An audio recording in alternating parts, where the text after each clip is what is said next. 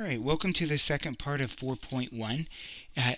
Again, I think I mentioned it in the last video. This is actually where the homework starts out, but I really thought it would be good to have that background because what these problems do is they give you the zeros, tell you the degree of the polynomial, and say, go make one whose zeros are this. Okay, so let's take a look at the first example because the example will teach us a lot, and I'll walk you through it. So example number 1 for this second part. The question says to form a polynomial whose zeros are -1, 0, and 6, and it's a degree 3. Easy. Now what they want is the fully expanded polynomial. They don't want it in its factored form, so we're going to have to do some polynomial multiplication here. And so the reason why I say this is easy is think about how we found the zeros in the last video. So really it's as simple as this. This polynomial, and you want to just create the most basic one you can. Notice that it says form a polynomial. So I'll draw more attention to that. I circled the word but let me come in and highlight it in yellow. Find a polynomial. There's many that would have these zeros. We're going to find the most basic one. And so if you had a zero of -1, let me let me underline that in red. That's going to come from an x plus 1 factor. If you have a 0 of 0, that's going to come from an x factor. And if you have a 0 of 6, that's going to come from an x minus 6 factor.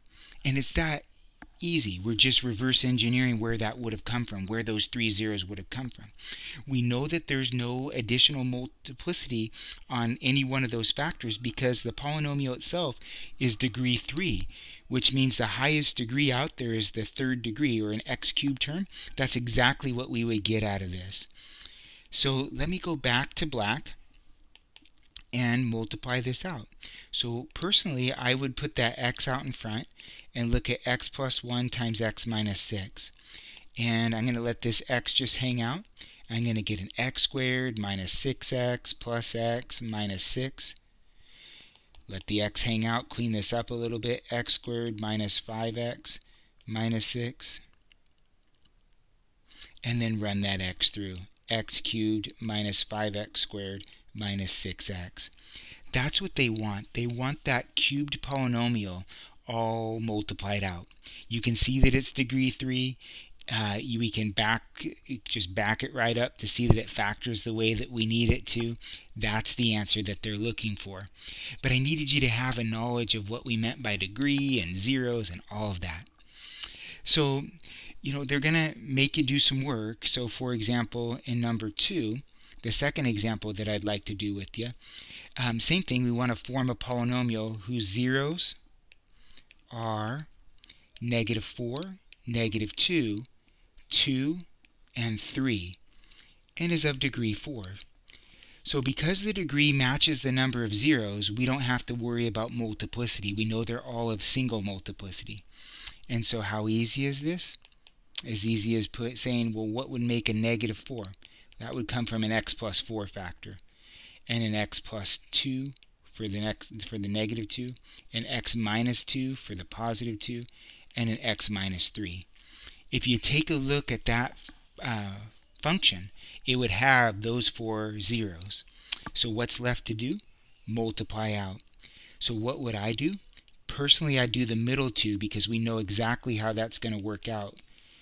And it's going to get rid of some terms. I'll get an x squared minus 4 times x minus 3.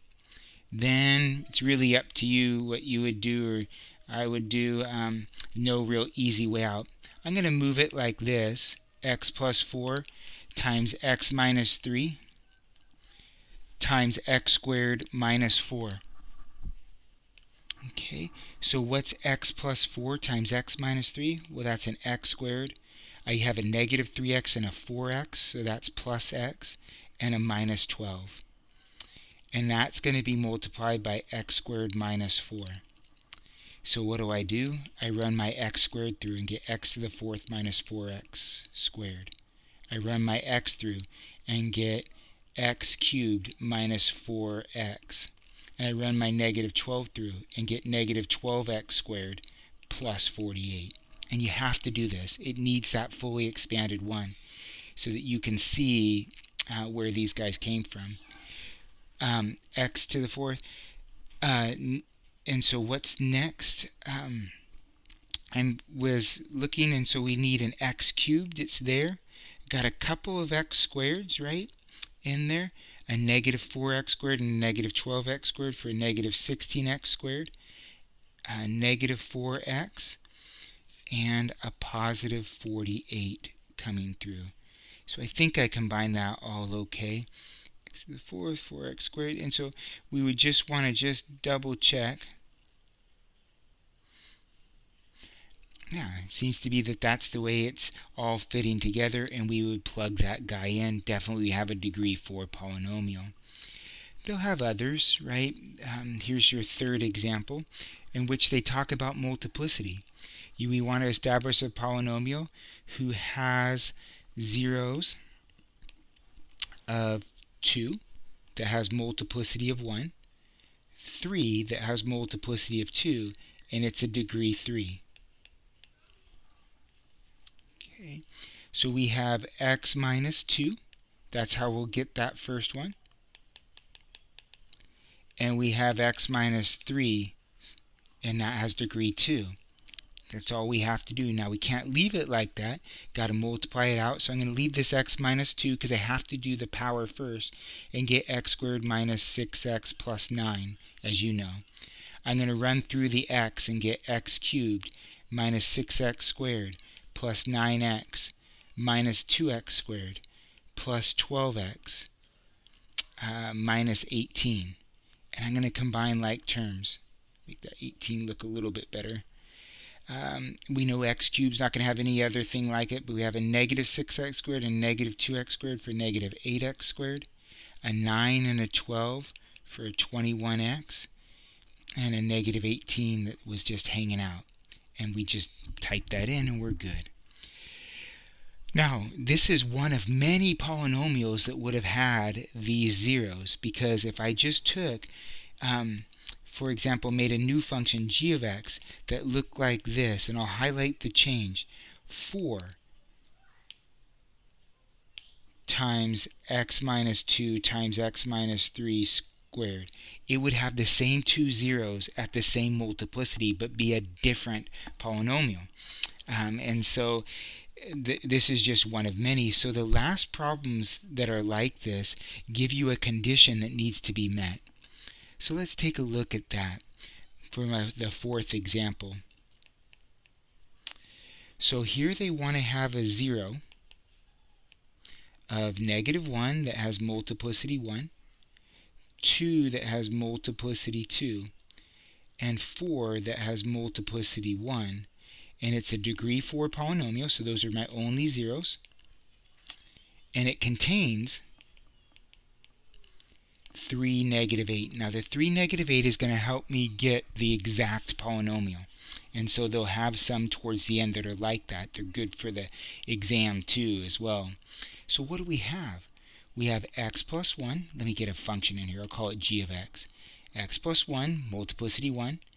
X minus 2, multiplicity 2. X minus 4, multiplicity 1. I'm also going to put an a out here. I'm going to just leave that a out there for a long time. Now, I would highly recommend figuring out what a is before you do the big expansion. What we know is that when we put 3 in, that, I'll write it this way, that g of 3 has to equal negative 8. So let's go see what g of 3 is. G of 3 is plugging 3 in, and we get a times 3 plus 1 times 3 minus 1 squared times 3 minus 4. So what's that equal to? It's equal to a times 4 times 2 squared times negative 1. And so what's that equal to? That's a times 4 times 4 times negative 1. Well, what's that equal to? Negative 16a. That's what g of 3 is equal to. Well, that negative 16a has got to be equal to negative 8. So what does that tell you a is? 1/2. And they want that 1/2 in there, right? So I didn't make this up. This is what they want. So we just use the fact that g of 3 is equal to 8 to know that a is equal to 1/2. And so because you can go back in the video and see that work, I'm going to erase this so I don't have to rewrite as much. And we're going to come in here and we're going to make this polynomial very, very, very specific because they gave us a point that it went through. We now know that a, and I'll highlight it by putting it in red, is 1/2. And so we keep that 1/2. Right? That's what we need. So we have 1/2 times x plus 1 times x squared minus 4x plus 4 times x minus 4. We have 1/2. I'm going to keep this x squared minus 4x plus 4 right there. And I'm going to take x plus 1 times x minus 4. Just my personal preference. You can do whatever you'd like. All you have to do is multiply these polynomials out. And so we'd have x squared. We'd have a negative 4 and a positive 1 for minus 3x. And we'd have a negative 4 coming out of that.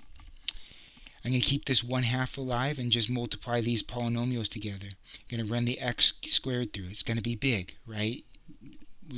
Doesn't matter. We can do it. So go for it. We get x to the 4th. And don't complain. You'll spend more time complaining about it. Minus 3x cubed minus 4x squared minus 4x cubed plus 12x squared plus 16x. Right, coming through there with that 2 negatives at the end. And then we keep going. Plus 4x squared minus 12x minus 16 is what we have in there. So I'm going to keep the 1/2 and I'm going to just straighten everything out. So we have x to the 4th, which I knew wouldn't combine with anything. So we've taken care of the x to the 4th. What we have is a 3x cubed, a negative 3x cubed, a negative 4x cubed, and that's it. So that's negative 7x cubed. Okay. We have a negative 4x squared, a positive 12x squared, a positive 4x squared. Well, those negatives and positive 4x squareds cancel each other out, so we got a 12x squared. Okay, gone, gone, gone, gone. And so what are we left with? 16x minus 12x, well that's 4x's left, and a minus 16. And what's left to do is to run the 1/2 through. 1/2 x to the 4th minus 7/2 x cubed plus 6x squared plus 2x minus 8. Okay, if everything was done right, we'd have a polynomial that looks just like that. So perfect. You know, we can do this with a little bit of patience. What did we do? We used our zeros to figure out what that would look like. Right away we figured out, okay, what's g of 3? And we found out g of 3 was going to be negative 16a, which allowed us to know that a was 1/2. And then we just patiently put all of that in, merged stuff together the way we liked, and just was really careful through all of this. Can you make a sign error? Yeah. Right, in that. So just be careful. You got opportunities to redo the homework. When it comes to the exam, do your best, put the right answer in there, and then if there happens to be a small mistake, I can give you a partial credit and all of that. But your goal right now is to just gain some experience there. All right, thanks so much. Bye.